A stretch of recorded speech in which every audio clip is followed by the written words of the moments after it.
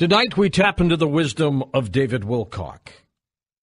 His website, divinecosmos.com. If you have not gone to that website yet, he's probably got to be one of the greatest thinkers of our time. Some call him the reincarnated Edgar Cayce. Well, I'll let you decide that. But we're going to talk with him about the cosmos next on Coast to Coast AM.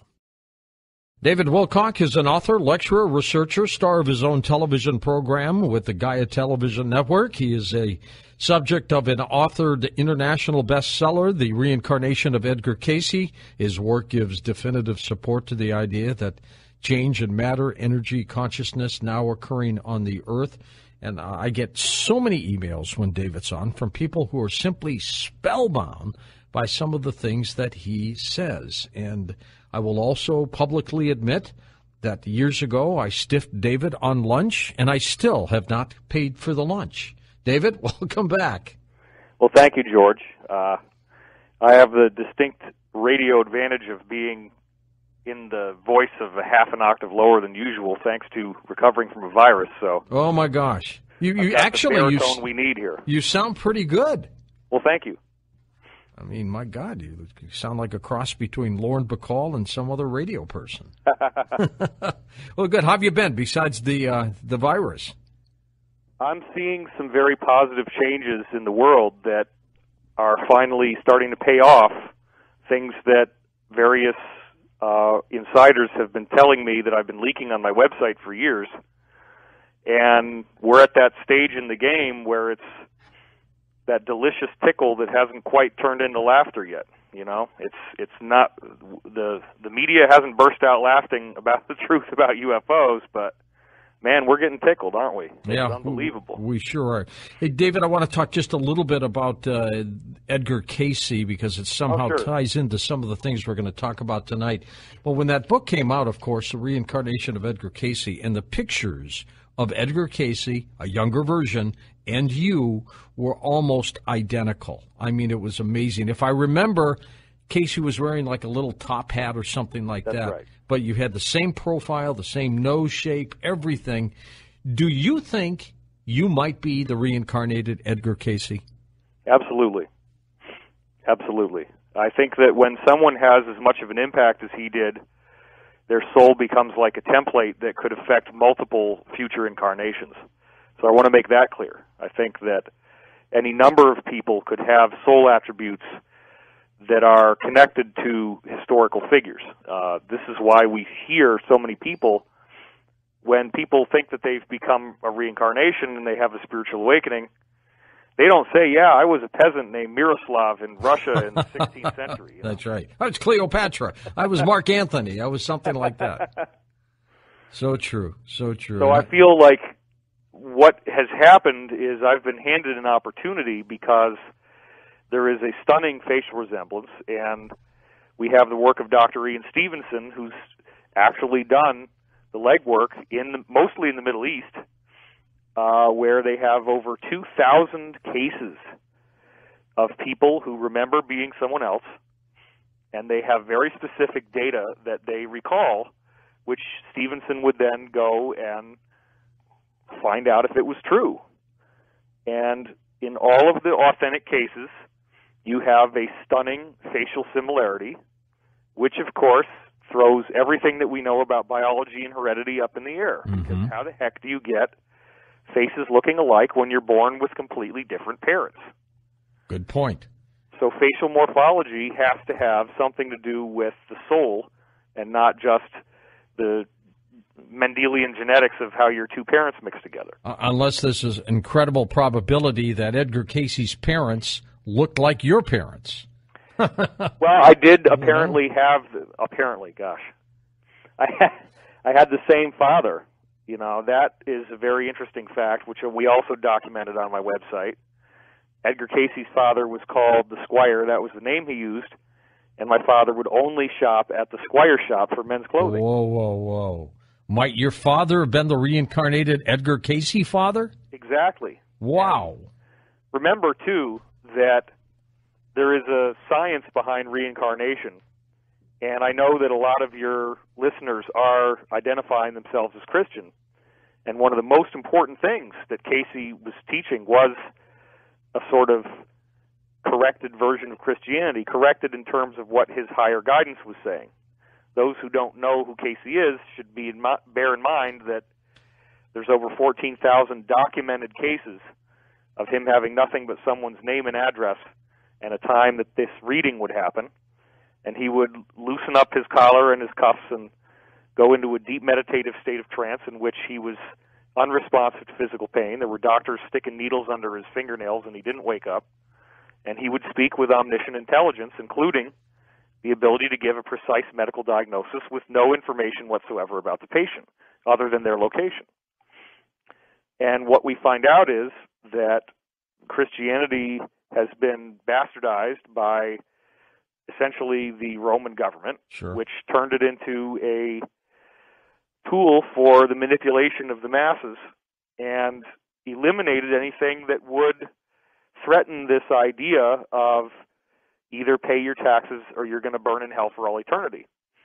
Well, if you restore, see, when Emperor Constantine used his power to create the New Testament and the Bible, he just simply tossed out anything he didn't like that was going to get in the way of creating this totalitarian government. And one of the things he tossed out was reincarnation, but he didn't get everything. They weren't specific, they weren't thorough enough. And so there are certain clues, and again, it's going to make me sound like a Bible thumper, so I apologize, but one of the ones that all of these books about Jesus say that you got to clue into, and you'll see it in the Bible when it jumps out at you, you're like, oh my God.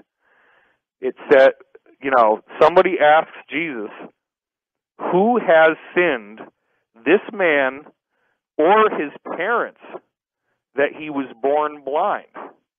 Now, wait a minute. Okay, I get the parents thing. Mm-hmm.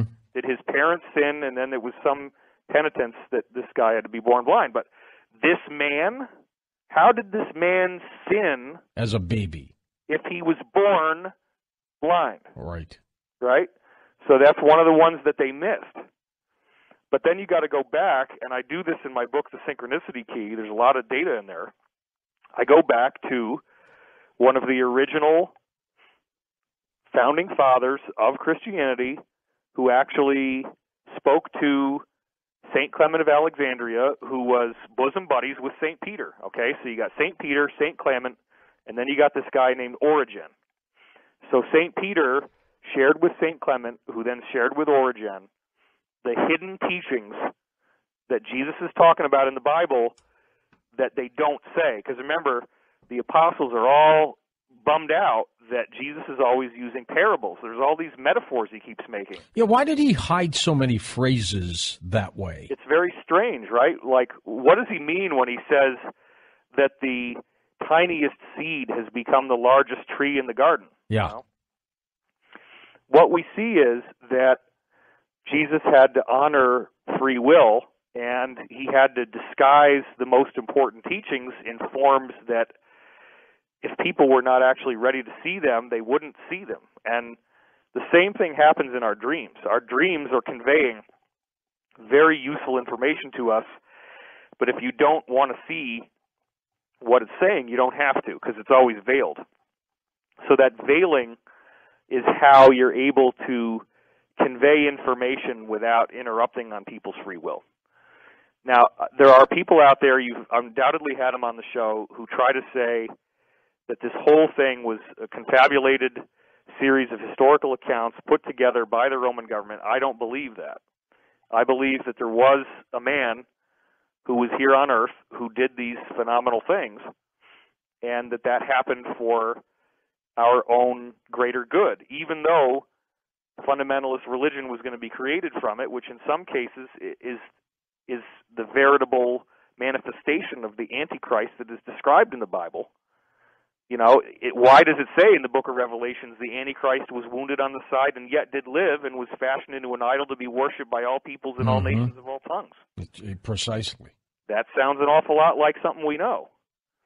And in fact, there's a whole bunch of scholars who have said the only logical answer to who the Antichrist in the Bible is would be the Christianized, government-sanctioned Jesus, which is not what the teaching was. So If Jesus is teaching reincarnation, which is what Origen was told, by the way, that the biggest secret teaching of Jesus is reincarnation.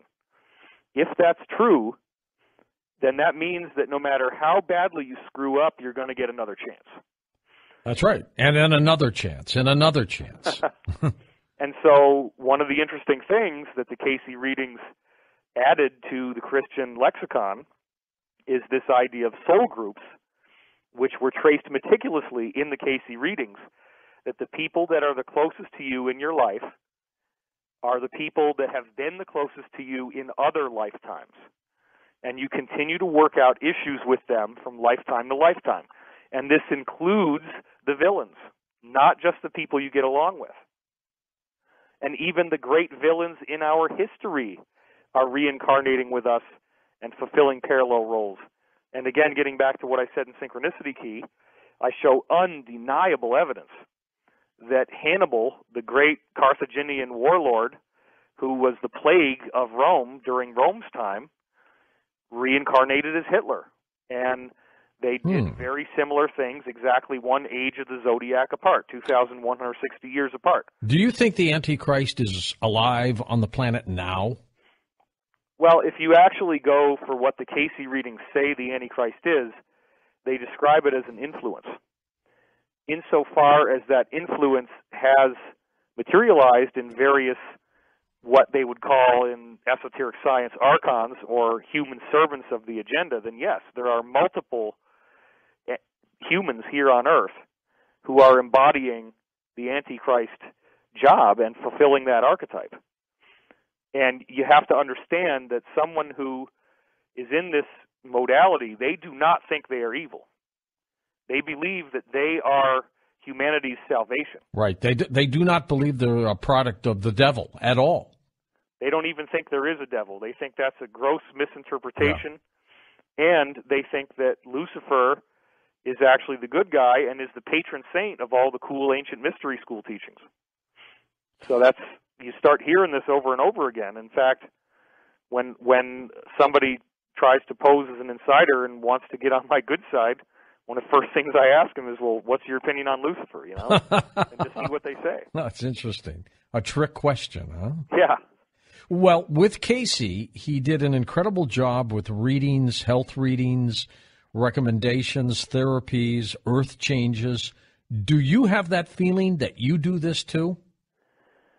Well, it is a documented fact that on my website I began advertising intuitive readings in 1999, and I continued doing that as a full-time job until 2008 or 2007, I believe. Yeah, it was 8 years.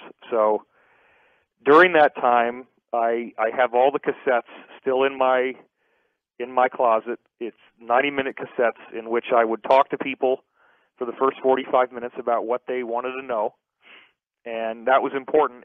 You don't want to just go in blind. What the person offers as far as what they're seeking has everything to do with what they're going to get. Now, these readings in certain cases, I would do a very similar process as Casey, except that I would self-hypnotize, and I was conscious of the sound of my voice talking, but I would try to detach from the material. So I wasn't actually tracking what I was saying. I just allowed myself to speak, and that might not be something people could identify with, except you have to remember that this involves a very deep state of meditation in which it's a similar thing where if you're first waking up in the morning, you hear all this chatter in your mind, and everybody normally just thinks that chatter is garbage and, oh yeah, I'm just here, I'm daydreaming or whatever. But it turns out that everyone has this ability. We all have a nice little CB radio in our mind, and if you start paying attention to these little murmurings, it turns out that they are intelligently derived, and you have to tune in, you have to get reception. It's not like the first day you do it, you're going to get great results. David, have you always been a tuned-in kind of person? I would say that I've always had ESP, or extrasensory perception, since I was a small child. It still did take a lot of work I was fortunate enough to have the resource of Coast to Coast AM, and at the time it was Art Bell, and he was bringing people on who were remote viewers, and the absolutely stunning accuracy that these remote viewers could get, where they can work up to a point where they have 99% perfection in identifying the source of blind coordinates, where they are just given numbers and have no idea what it is, and then they start sketching what it is. Well, I got all the books, and I read up on remote viewing, and I learned what they did to screen out their conscious mind, and I put it into practice, except that I use those protocols to derive verbal information instead of to derive location information like they do.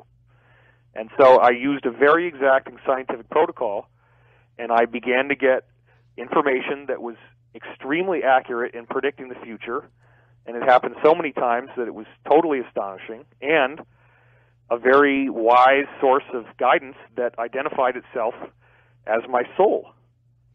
And so to be able to talk directly to your soul is quite an honor.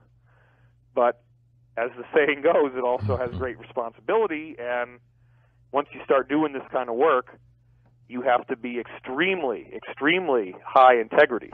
You cannot afford to take liberties with your morals, your ethics, and the quality of your treatment of other people. If you start to act in a controlling or manipulative or consciously unloving manner towards other people, you open yourself up to all kinds of trouble.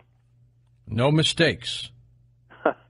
Well, you're allowed to make mistakes, but you pay for them, and you're going to pay a lot harder than most people would. Well, so I have to be extremely careful. There's probably some karmic reason why I'm sick right now. I don't really know what it is. It's not like I... You never get sick, David. Well, I used to get sick a lot, but I also wasn't exercising every day. Now I walk every day. And I don't really know what the karmic reason is.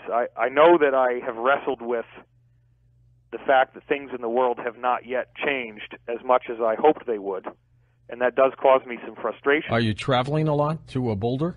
Yeah, I just got back from there, and that's pretty extensive. This whole illness started before I left, and so I had to do that whole trip, feeling like this. Oh boy. Well, after the break, I want to ask you about ascension and tie that into things that are happening on this planet today. That is the ultimate question right there. That is what it all comes back to. It's a different kind of world these days, David. It really, have you ever seen the planet so topsy-turvy? It's very bizarre what's happening. And again, I think the most astonishing thing, which my insiders would agree, is how the heck things stay together. When you have these groups that are doing everything they can to create fake Islamic terrorism and try to create World War III and topple the economy and send us all into concentration camps, and they just can't get it to work. They try. They sure do try, and you're seeing the evidence all the time. San Bernardino, there's reports of white guys involved in the shooting. The pair of shootings, there was involved white guys that looked like bodybuilders that were doing the shooting. Why would Islamic terrorists want to work with white guys? They're going to send in drone strikes and blow everybody up. Well, you got to think a little bit. That's true. David Wilcock, by the way, you can see the show I did with him on BeyondBelief.com. But, David, how can people watch your shows? Well, I would say that use my website as the portal, DivineCosmos.com, and then from there you can read my latest articles where I'm describing in great detail what I was just mentioning. That'll take. Okay, stay with us. When we come back in a moment with David Wilcock, we'll talk about ascension. Perfect time for that, too, isn't it, this holiday season? I'm George Norrie, back in a moment on Coast to Coast AM. Welcome back to Coast. George Norrie with you, along with David Wilcock. David, let's talk about ascension. What is ascension? Well, it depends on your interpretation. There's obviously the word, which conjures up different things for different people. I think the Western Judeo-Christian listener is apt to associate it with a Christian interpretation, in which we have Jesus going to the cross, and his body is biologically dead. They identify it as such. They pierce him. He drains. They put him in this cave, and he comes back 3 days later in what they call the resurrection. Well, another name for the resurrection is the ascension. And remember that if this eyewitness account that's recorded in the Bible is in fact true, that people did not recognize him. He had enough of a different look in this new form that he had to actually prove it was him by showing the holes in his hands. So the interesting thing when you get in biblical aspect of this is that there are all kinds of references to the idea that we are going to be going through a similar process of this light body activation. So in the grandest scheme of things, going through ascension is akin to becoming like the greatest superhero in any of these Marvel comic book movies, being able to control matter with your mind, levitate, see the past, see the future very easily with your consciousness, and be able to do a lot of good for others, to essentially become a much more divinely focused being.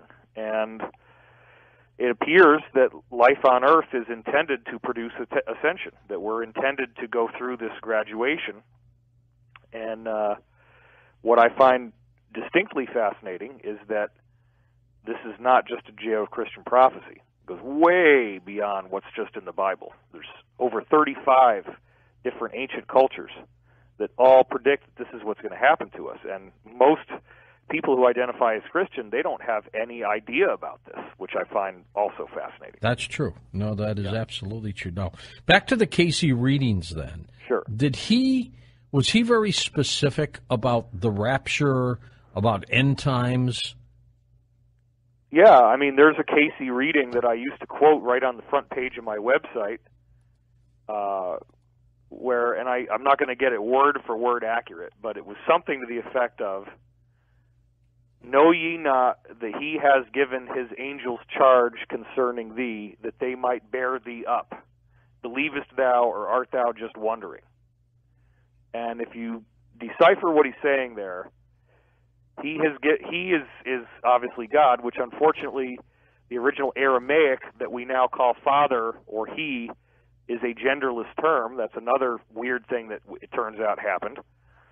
So people think, oh, it's patriarchal. No, the original wording was not. It was just changed that way. So this father, mother, God, Casey reading says they're going to bear you up, which is a direct reference to the scenario you see in the book of Revelation, where, and in fact, this was one of the things I used to really focus on in my earlier years on the web, Revelations 11:11, where it says that there's a 3.5 day period where the righteous on earth, and you can take that term to mean a bunch of things, are essentially greatly beaten down by their adversary, and then they rise up in some way, and this is where most people get this idea of the rapture. You know, it comes out of this one quote, and the idea being that angels appear and these people are born into the heavens is the wording that's used in Revelation. So, you know, the Casey readings say, basically, this is what you were told is going to happen. Do you believe it, or are you just going to wonder about it? And they're very strongly implying, yes, this is going to happen. Something like this is going to happen. But again, you can't get stuck in just thinking this is a Christian prophecy, because with that comes so much baggage, including people who are cartoon characters, because they're so fundamentalist that they think that anybody who doesn't believe exactly the way they do is going to burn in hell for all eternity. And a loving God is not going to sentence a bunch of people on an indigenous island that have never heard of Jesus to burn. It doesn't make any sense at all. The loving God wouldn't just kill people off at random if you weren't lucky enough to get Christian missionaries to come in and conquer your island. Do you believe that end times are near, that we might be in it now? Well, again, this term end times does have a lot of connotations and a lot of baggage associated with it. So if I can clarify that those baggage and those connotations do exist, then I would say yes. It is not, in fact, my interpretation of what is described as the tribulation in the book of Revelations is not something that we are waiting to see. It is very actively something that is happening right now. But what astonishes me is that the identical prophecies appear in the Mahabharata. They appear in Buddhist texts. They appear in ancient Native American prophecies over and over and over again. They appear in Mesoamerican prophecies. They appear in Celtic prophecies, Irish prophecies. They appear in Buddhism. They appear in Judaism. They appear in Islam. Wherever you go, everybody's telling us there's going to be a time of great suffering and pain on earth, which appears like it's the end of the road, but it actually is the false bottom of the bottomless pit that then blows us into this whole new reality. And it's all part of this activation of a global awakening that is triggered by a time of intense suffering that we're now going through. Can we change the future, in your opinion, David? That question is rigged, and the question implies that the future is negative. Would I rig it? Me? I wouldn't put it past you, buddy. I wouldn't put it past you. You're sitting there thinking about, how can I get this guy, especially now that he's sick? That's right. Beat him. Attack dog journalism. Beat him down, right? But can we alter the future? Of course. It's a very important point to clarify that there are great misinterpretations about these end-time prophecies. And one of the great misinterpretations is the idea of how bad do we have to suffer before something good happens. And there is a widespread misunderstanding which comes back, actually, now we got to go all the way back to Zoroastrian prophecy, because the Zoroastrian apocalypse has a lot to do with what then was the hand-me-down into things like Judaism, Christianity. And first of all, this whole idea of apocalypse is ultimately a teaching about humanity facing itself, facing the mirror. So what we see as we go through this is a reflection of ourselves. Now, you have to be more attuned to what these prophecies say to get that.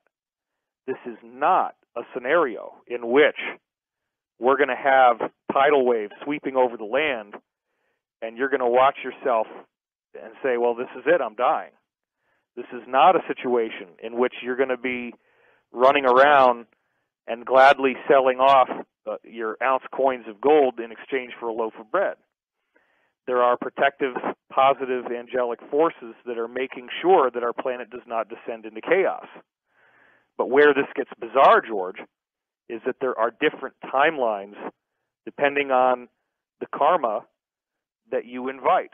And the word karma is a Hindu word. It's actually karman is the original Hindu word. But Jesus says the same thing, as you sow, so shall you reap. And again, I'm just honoring the fact that this audience is predominantly Judeo-Christian. So that's true.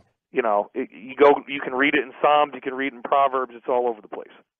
The point is, if certain folks on earth have created extraordinary acts of evil, which they definitely exist, and we can prove that easily, your guests do that night after night. If you've done enough of that kind of stuff, there is a timeline in which, in a sacred process, you will have the honor of suffering. You will have the honor of having all of the traumas that you've caused others come back to you, and that comes in the form of one timeline that is apocalyptic, where all of the prophecies that we've been reading about do appear to happen within your version of the illusion. But then there are other prophecies which affect everybody who is not that evil and everybody who is actually positive, in which the timeline appears to bifurcate, and it is actually an extraordinarily positive event that involves a shift in the whole nature of matter, energy, and consciousness. That's what makes this whole ascension scenario so interesting, is when we really get down into it, it's the question of, is it a gradual ascension or is it a spontaneous ascension? Or I could just keep talking, but I want to give you a chance. Is it both? I do think it's both. And I have some very weighty evidence in that direction, which we've discussed in other programs, to wit, look at the work of Dr. John Lorber, who is an Oxford University neuropsychiatrist, and is looking at people who have no brain inside their head. They've got hydroencephaly, which is water on the brain, and there's, about 15% of these cases, before they would put shunts in your brain to, shunt out the extra craniosacral fluid, the craniosacral fluid would build up inside the head. The head actually starts to look swollen, and you can literally shine a flashlight through these people's skin, and their head lights up red inside because there's no brain in there.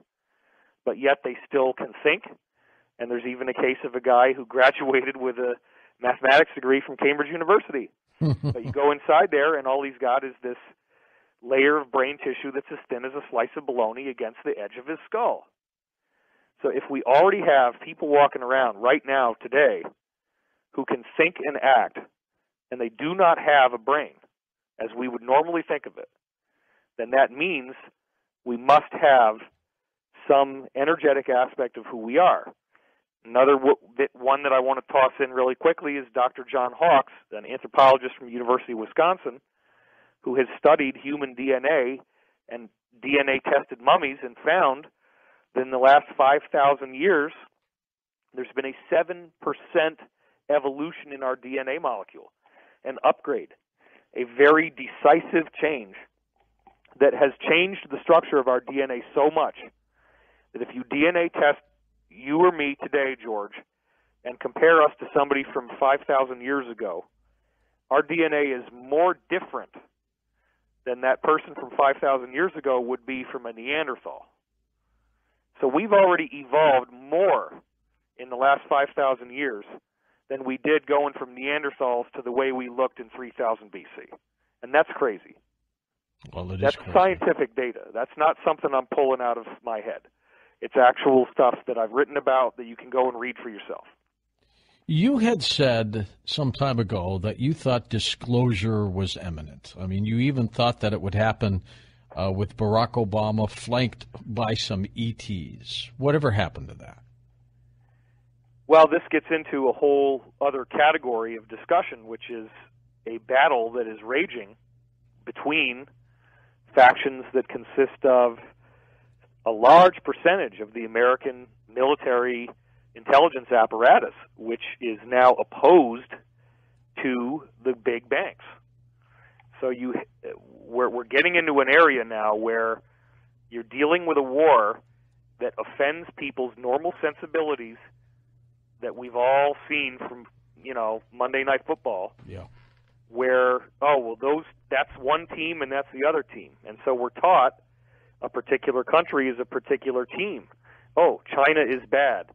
The British are bad because, look, they got this divine right of kings, and that's where the City of London bankers are. And, America is bad. The CIA is bad. The NSA is bad. Everything's bad. And you can't look at it that way. There is an insurgency that is very, very powerful. And that insurgency made its way into some of the most successful movies of the last few years. Iron Man 3 is a movie about ISIS.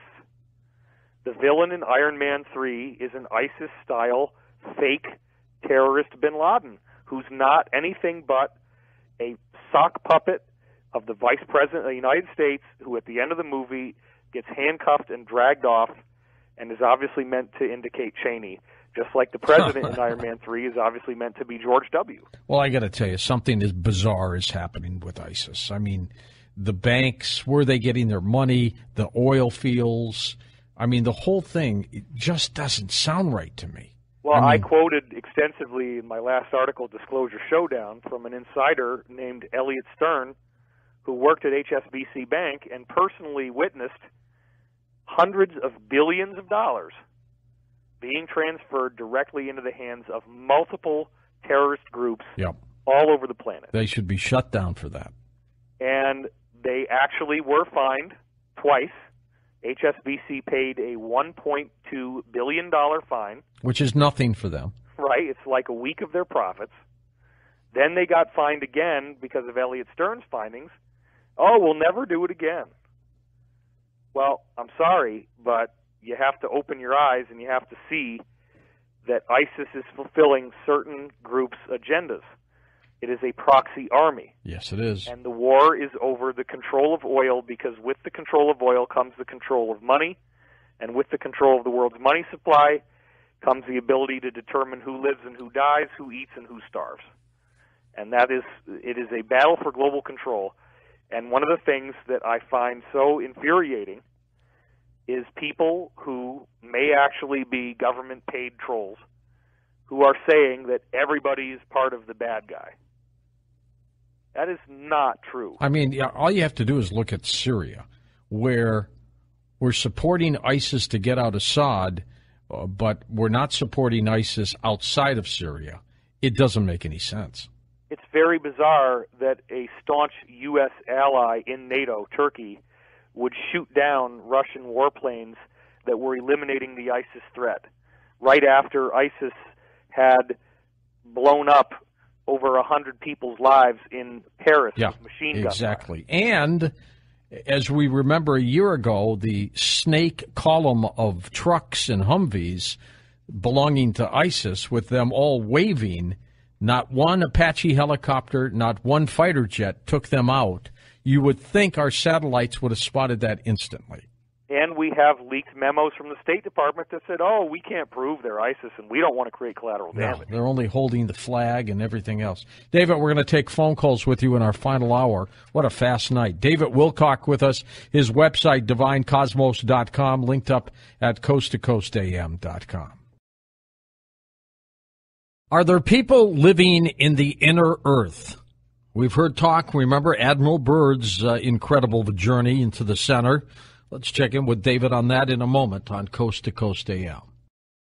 Welcome back. David Wilcock with us, and your calls here this final hour. David, Corey Good, of course, the whistleblower, recently revealed some information about people living in the inner earth. Tell me more about that and what role this might be.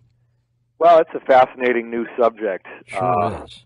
It appears that, and I had heard this from other insiders going back a number of years, that our planet, and in fact all watery planets, are designed intelligently. There is a divine creator out there that makes the universe.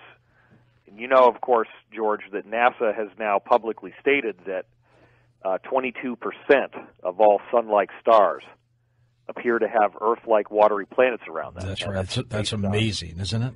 Yeah. Now, imagine what happens if in the course of a planet's formation that you get these hollow cavities that form below the surface of the crust, which then have their own biome that is alive, that includes all these weird white creatures and weird white plants that kind of look like mushrooms.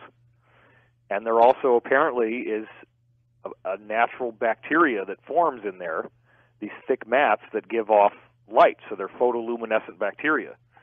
And what this means is that you can actually live inside caverns in the earth that have visible light, although it's a lot dimmer than the surface. And one of the things that does is it makes your eyes get a lot larger as you adapt to low light conditions. And humans like us, if we live down there long enough, we're going to start looking more like extraterrestrials. It appears that these cavities are used so that more advanced civilizations have a place they can live while they're managing what takes place on the surface, and they have a safe place to go where they will never be spotted, because the rest of us normally are never allowed to go down there. Well, there's been a lot of speculation about this, and there was a very, very noteworthy event in UFO history going back to the 1940s, before the Roswell crash, with the publication of a series of articles in Fate magazine about something called the Shaver Mysteries, regarding a man who claims to have gone into the inner earth and met various good guys that were warring with various bad guys, all of whom live inside the earth. So there's other stories that mirror this as well, and we didn't really have any solid proof, and we still really don't, except that there are insiders who have said that our U.S. government and other governments have been digging underground bases, and they'll have these tunnel boring machines, and sometimes they break through into some place that they're not supposed to go, and there's already people there that say, GTFO. They don't want you there. Turn around and go away right now. And what Corey has brought to the table is that apparently these inner Earth civilizations are now being threatened by what we're calling the cabal. This military-industrial complex had formerly worked with these people and had treaties with them and is now trying to kill them. And as a result, there's 7 different groups of civilizations that would represent groups like people from Atlantis that had technological societies and fled, or some of them fled to the inner Earth when the surface of the Earth was going to go through a catastrophe. So these are Earthlings? Yes. Okay. They're previous civilizations of folks on Earth. Like there's one group that has blue skin.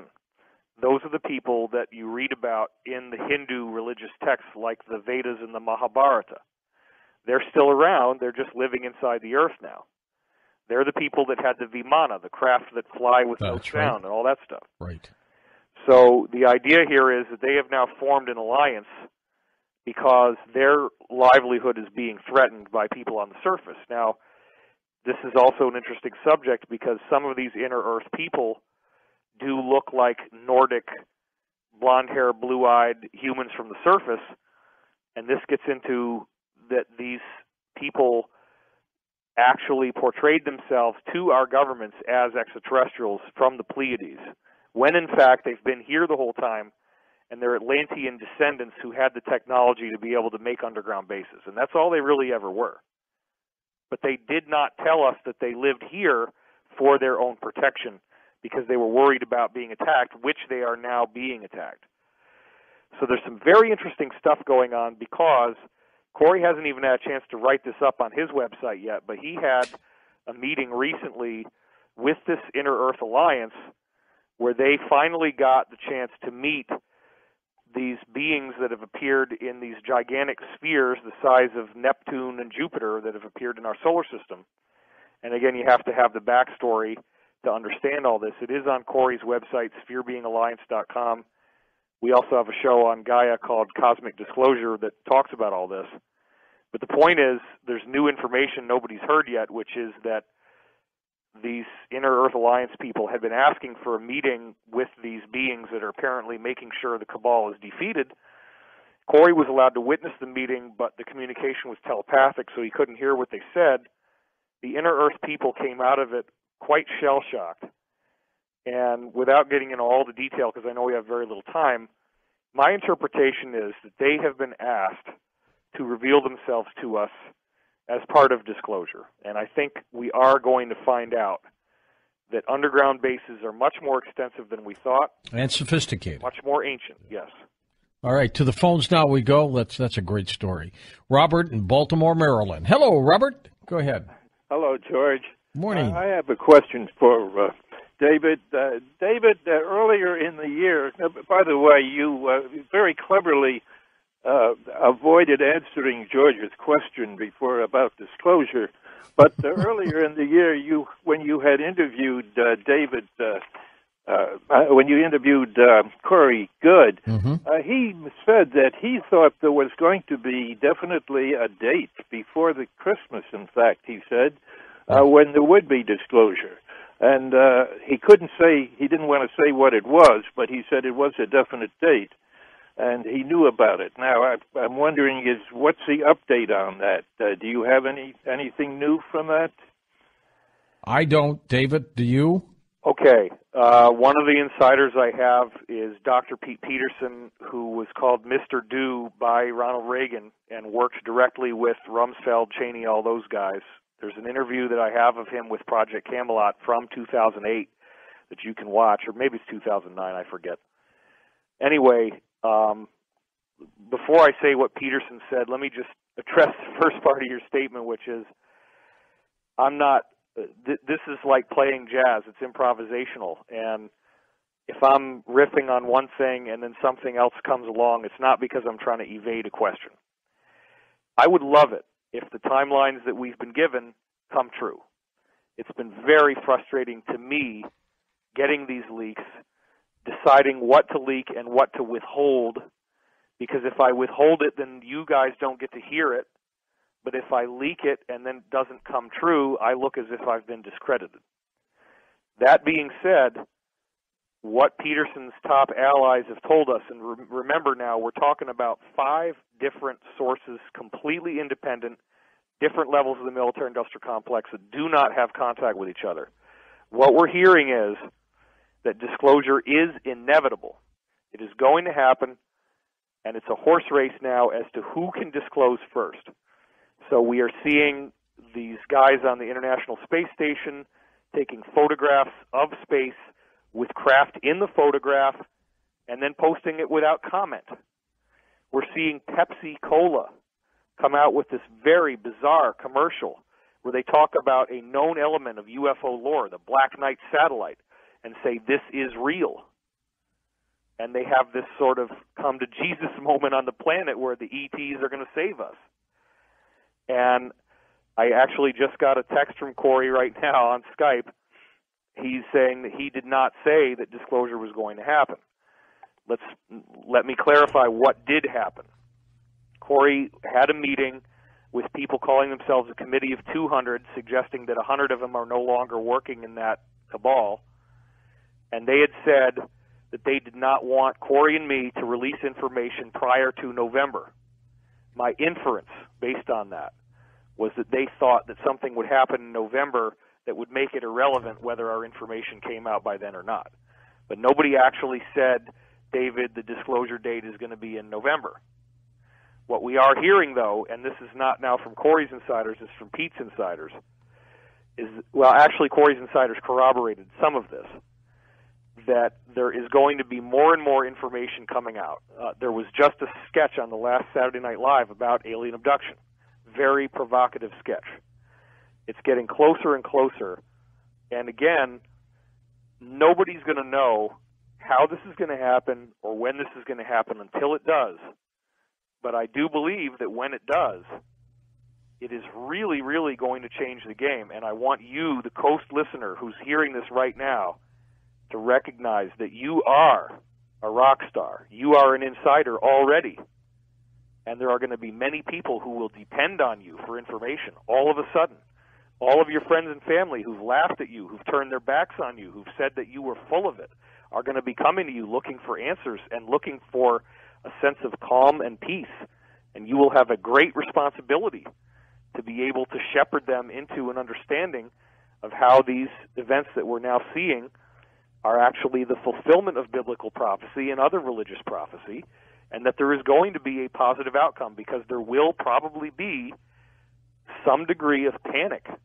I was going to say that there will be panic. There's no doubt. It's unavoidable. There's people whose whole entire God concept is going to be uprooted. Scientists are going to have a very hard time with this because they religiously worship their belief system, and they have believed that there is no evidence for UFOs and extraterrestrials, but in order to do that, you have to be the ostrich, and you have to knowingly overlook countless wealth of data that is so vast as to be utterly irrefutable in a court of law as proof. It's just voluminous beyond imagination. Let us go now to Vincent, truck driving in Virginia. You're on with David Wilcock. Vince, go ahead. Hey, great, thanks. Sure. First of all, it's just when I hear people talk about aliens and people living inside the earth, to me it just sounds like a different angle, just like the Christians talking about the Jesus and people with another twist to the illusion. I mean, he even mentioned it himself. About everybody has their own idea of what's going on. It just sounds like this is just an upgrade to what everybody else has been trying to push on us. But and two, the Bible it forbids against prophecy, and God really forbids. I mean, every other page in the Old Testament, through Deuteronomy, through Isaiah, Jeremiah, they all warn against don't don't put no faith in people who try to tell the future, whether it's called a soothsayer, a prophet, palm reader. I mean, that's just something else to get you lost in all these different illusions and different things that people are lost in nowadays. David? Well, I'd like to respond to that. It's yours. I had a lot of fun when Jehovah's Witnesses would come up and knock on my door. on a Saturday morning at 8 o'clock. Let's get into it. Let's roll up our sleeves and have a discussion. I am a child of a mother who went to Philadelphia Bible College as a fundamentalist Christian. Two of her classes were one was called Denominational Distinctions and one was called Apologetics. And what she found was that these assertions that people make about what the Bible says, which they defend as axiomatic truths, are merely selective interpretations of given passages in the Bible, which knowingly overlook other passages that refute them. And my mother was enough of a Bible scholar to be able to come up with a wide variety of arguments that refuted much of the classic fundamentalist dogma. And what ended up happening was that she was threatened and wasn't allowed to speak in the class anymore. And they threatened her that if she didn't actually sign a document that said that she believed everything they taught her to the letter, that she would not be given her diploma. And she was forced to sign that, much to her chagrin, because she obviously had poked gaping holes in the dogma. So I do understand that I am a maverick by saying this, and I am going up against extremely hardcore, entrenched, fundamentalist belief systems, and that actually could get me assassinated.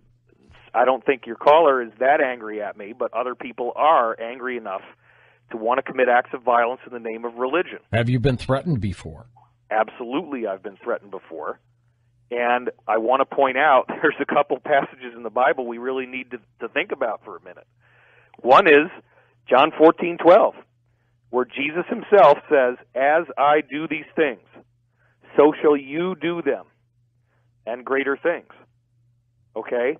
That very blatantly is saying, yes, you will be able to do prophecy. There is another line in the Bible that says, as Corey just sent me a text, your old men will see visions and your young men will dream dreams. Hi, Corey, by the way. Yeah, I mean, we got the whole crew here. So, look, I am not in any way trying to alter someone's belief system. If you are a born-again Christian and you're happy in your faith, what I would encourage you to do is to put the message of Christ into practice in your life. Instead of focusing on how other people are wrong or condemned, I would focus on how you can bring the glory of the Lord into their lives by the kindness and the generosity that you show. David, are Muslims being unfairly attacked right now? Absolutely. I mean, I went through Arab countries on my own, and I went to Egypt, which, as we saw in some of the revolutions that took place there, it's not necessarily that safe. I went off the beaten path. I walked around in the non-tourist parts of Egypt. And what I found was that when I actually got on the ground, and I did not listen to what the media told me, but I met Muslims themselves, yes, there are countries like Qatar, like Yemen, like Saudi Arabia that have very strict Sharia law where you got to be really frickin' careful about what you say and what you do. But the vast majority of practicing Muslims in this world are moderates who are not violent.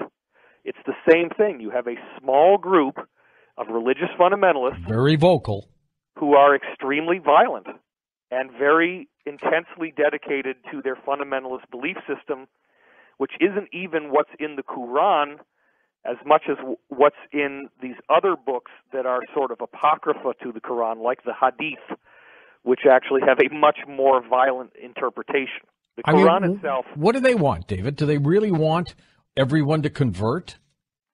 I would say that some religious fundamentalists do believe that the only way that the world can be saved is if everyone adapts to their beliefs. Yes, there are those people out there. I do think there are people who are violent and who feel that those who do not believe the way they do should be killed. But I also would encourage people to look at the fact that there is a cabal in the world that has their own fundamentalist religion, which happens to be Luciferianism. And I think we really need to stop arguing with each other about interpretations of the Bible or, well, you shouldn't be dreaming or having prophecies. And let's look at the fact that we all have a common enemy. And I am not interested in seeing people getting killed. I want to see people live and thrive. We're going to come back with final phone calls with David Wilcock in a moment on Coast to Coast AM. Well, in the waning weeks ahead, of course, we've got the charity CD, the Holiday Magic Coast-style CD, so there's not a lot of time left.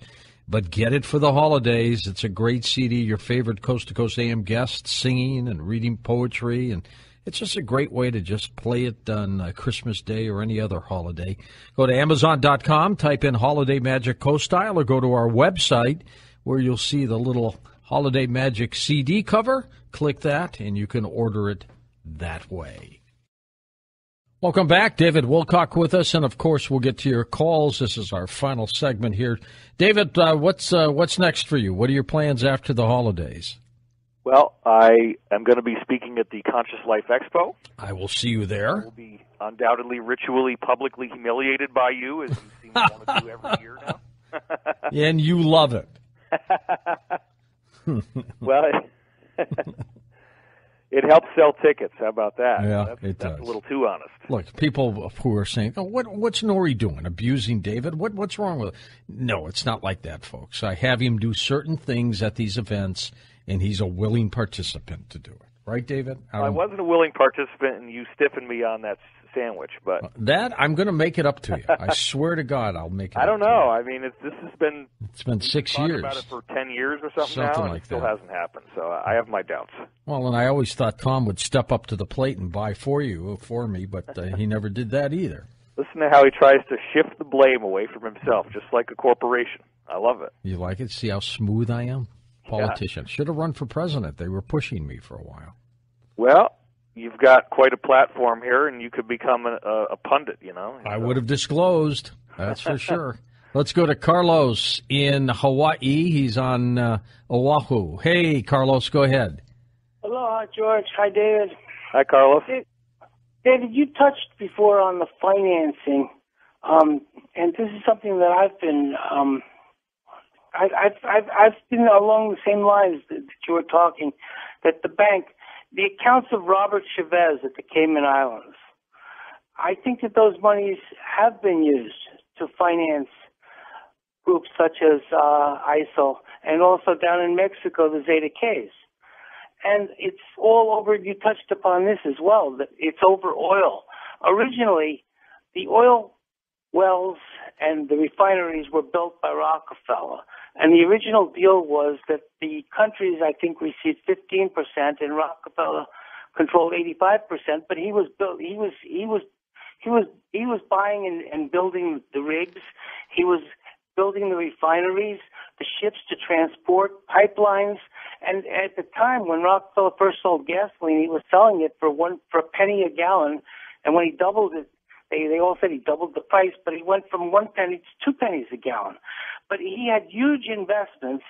And then in recent years, there was the third generation Rockefeller heir, principal heir to the Rockefeller fortunes, renegotiated, made a deal with the countries to change the distribution and come off of the 85%, 15%. Let me leak a sensational piece of information here, all right, which go ahead. People don't already know, and that is there is a provision, first of all, post-World War II, in which Japan, for the atrocities that they committed because they were on Hitler's side and they bombed America, they are paying extraordinary war reparations still to this day. Still. Yep. To the cabal, which, again, has the control of the U.S. government. And there are certain particular dynastic families, I won't necessarily name them, in which they are still, to this day, making $20 a gallon $20 a barrel on every barrel of oil that is sold goes directly into their pocket. Wow. Even if the barrelage now is down to $37? That has made me think that their cut must have been reduced. But up until that recent event, which does appear to be all part of a battle, this sort of duel to the death that's going on. Yeah, they probably got all some kind of plateau number. The interesting thing about this whole area of financial chicanery is it's obviously so complex. And you can devote your whole life to studying just a portion of it. And I think what's so surprising for people when they get into this is there's so much room to share information with people that you put together on your own that people don't already know, because we've been lied to so much. Do you believe there's going to be a third world war soon? Some would say that we're already in it. I think the third world war is actually happening, and I think that it's a war that's being fought in secret over the control of the financial system. And I think that war involves a great deal of cyber activity, a lot of hacking that's been going on that is reported. I think there's all kinds of data dumps that are like Snowden on steroids. And they're just waiting for the right moment to drop this stuff on us. And I think the bad guys and the mega banks are very aware of what's in those data dumps, and they are terrified because it is going to be a checkmate for them once this data is released. But I think the key is the timing. If they were to release it now where the public isn't quite angry enough, then it could be spun around, it could be distorted. So we got to wait for certain key events to take place. It appears, and this gets to the core of what I know, that I know a lot of people, I'm trying to go for the greater good here, what people want to hear me say, what I promised I would say. If you read the latest Benjamin Fulford update, and he is, a former East-West bureau chief for Forbes magazine who's had a lot of great insider data that was very accurate. According to Fulford, we are going to see some fireworks in January and February. So I'm eternally optimistic, let's put it that way. Well, we shall see. Joe in the Bronx in New York. Hey, Joe, did you hear your emerging artist piece? Yes, George. Thank you very much. It's kind of neat, isn't it? It was great. I wanted to ask you, guest David, why does the disease exist, and what's the purpose of it? And also, if Jesus died on the cross for our sins, past, present, and future, what is the purpose of hell? Okay, well, those are two totally diametrically opposite questions, but why not? Disease is, at least in the Edgar Cayce version of things, which I'm obviously related to in some way, just my face and my astrology is, very close to his. Maybe you are the reincarnated.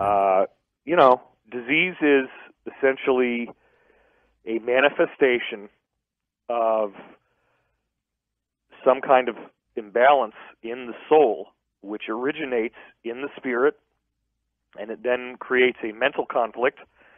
And if the mental conflict is not adequately resolved, it then becomes a bodily issue.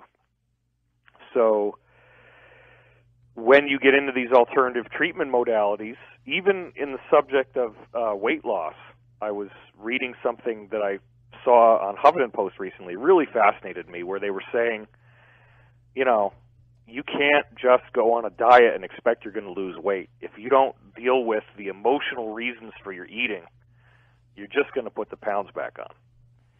There's a reason why we want to comfort ourselves with food. As to the other question regarding Jesus dying on the cross and how does that message relate to us today, look, I think that did happen, and I believe that when we start to judge and divide, we are not following the message that Jesus was trying to teach us. Now, he also verbalized the idea of people going to hell. In my research, the conclusion was that this is a fabricated reality that was actually not part of Jesus' teachings. There are certain words that he used as metaphors, like the word Gehenna, which was the garbage dump in which dead bodies and garbage were burned. And he uses a metaphor of karma and burning off your karma, burning off your impurities. And then when he said that you would have to do this for a cycle of time, the word he used was eon, A-I-O-N, which then gets reinterpreted as eternity. So burn in hell for all eternity actually means purify your karma over a period of time. It's just been greatly misconstrued. We've got about 8 minutes left here with David Wilcock. How's your voice holding up, David? You all right? Good enough. Let's go for another one if you don't mind, George. Carla in Willow Creek, California. Hello, Carla. Go ahead. Hi. I'd like to ask David why he hasn't done anything with Carrie Cassidy from Project Camelot lately. I had listened to the Runers report about Corey Good and some of the information, and I hadn't heard anything, and I was curious where he stood with Project Camelot. Project Camelot. I was just on the phone with Carrie last week. We had a very amiable conversation. I do not want to wade into these personal questions. I think that the people who originally promoted his material as a collective have decided that he was, in fact, lying to them. They were angry about this because they knew that I would hear that, and there was a very anti-sentiment towards myself and towards Corey. I did speak with this gentleman for a period of time. I liked the guy. I still do like the guy. But he also apparently admitted to people who he was talking to in the forums and such that he had made up everything that he said. I understand that Corey's material is very difficult to swallow. And what I can say is that I've had a practice of recording my dreams every day for 30 years, and this information has been approved through my own internal vetting process with my soul, which is why I stand behind it and why I promote it. And David, explain briefly who Corey is. Corey is an insider who came forward originally in 2009 and shared some classified information with me, which I did not disclose on the Internet. And then in October of last year, he began disclosing much more of what he knew, and we began a personal dialogue over Skype, which then led eventually to me bringing him out to Boulder, ostensibly to just do a few shows, and having Gaiam want to have an entire show just dedicated to his testimony because they were so blown away by what he was saying, and they believed him. They did a series on him. We have an ongoing series called Cosmic Disclosure, and it's just astonishing that I can ask him questions, and we have so much material to cover that we can do a half an hour a week where it's always new and original and fascinating. And that is what people are seeing when they're what's now called Gaia subscribers. It's part of the package. He seems like a nice guy, too. He's been on the program. He's believable, and he doesn't flinch. You know how you look at some people who might not be telling you the truth? He doesn't flinch. Well, and I would really encourage your listeners, George, to go and watch the show that you did with him on Beyond Belief, because you've grilled him much harder than I did, and you really tried to push him over the edge. He wouldn't take it. And he stood his ground. It's astonishing to watch that show. He stood his ground. Astonishing for me to be in the room and feel the energy while that was happening. Let's go to La Jolla, California. Thomas, you're on with David Wilcock. Go ahead. Hi, George. Thank you for taking my call. Sure thing, David, Thomas. it's an honor and a pleasure. This is a non-religious question, and it concerns angels. Edgar Cayce, in his writings, stated that his mission started with an encounter with an angel. That's correct. And, you know, angels are non-denominational. They're in all traditions, whether it's Tibetan Buddhism, Islam, Christianity, Judaism, native cultures around the world, etc.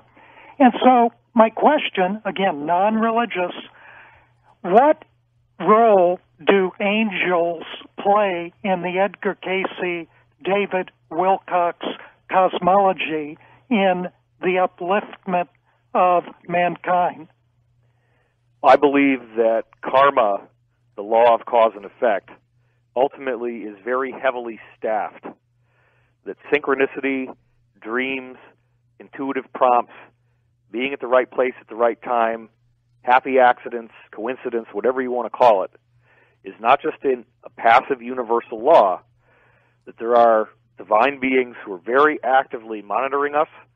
They love us beyond imagination, and they are steering us towards the experiences and the people and the knowledge that we need to evolve spiritually. And they ultimately are concerned with how forgiving we are, how accepting of others we are, how loving we are. That is the core of their message. It is non-denominational. And I would highly recommend, if there is any truth to this ascension scenario, that we would all be well advised to try to practice that more and more in our own daily lives. Time for a couple more questions with David, and then the clock is going to get us. Let's go to Lori in British Columbia, Canada now. Lori, thank you. Go ahead. Hi. Hi there. This is a really awesome show, you guys. Thank you. David, I wanted to ask you, you're saying that you really believe you're reincarnated from Edgar Casey? Yes, he does. Absolutely. He does. I can't remember when. It was like 10 years ago or more. I read something on him, and the article said he was a major alcoholic.